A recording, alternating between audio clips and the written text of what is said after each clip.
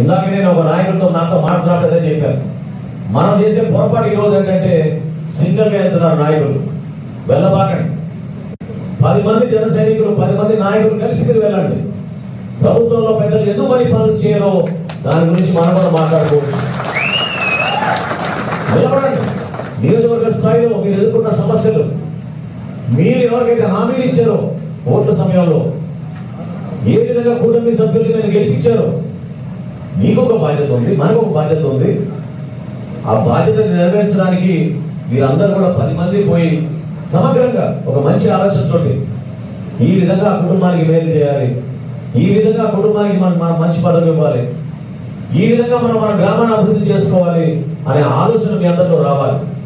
అంతేగాని చాటుగా ఎవరి కావాలో ఉత్తరాలు ఇచ్చేసో, లేకపోతే నాకు ఎమ్మెల్యే నాకు బాగా క్లోజ్, మాకు సొంత మనిషి అని అనుకోవడం, మీరు నియోజకవర్గానికి మాత్రం మీరు దయచేసి అటువంటి కార్యక్రమాలు చేయబాకండి.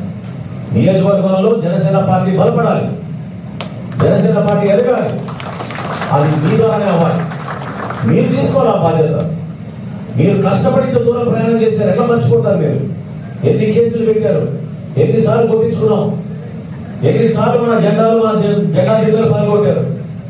ఏమైపోయింది ఆ రోజు? ఎందుకు మర్చిపోతున్నారు మీరు? సమయం వచ్చింది, ప్రభుత్వంలో ఉన్నాం, ఒక బాధ్యతతో ఉన్నాం. అది కూడా చెప్తున్నాం. మీకు పదవి వచ్చిందంటే మన ఏదో అలంకరణ కోసం కాదు, ఒక బాధ్యతతో ఉన్నాం మనం.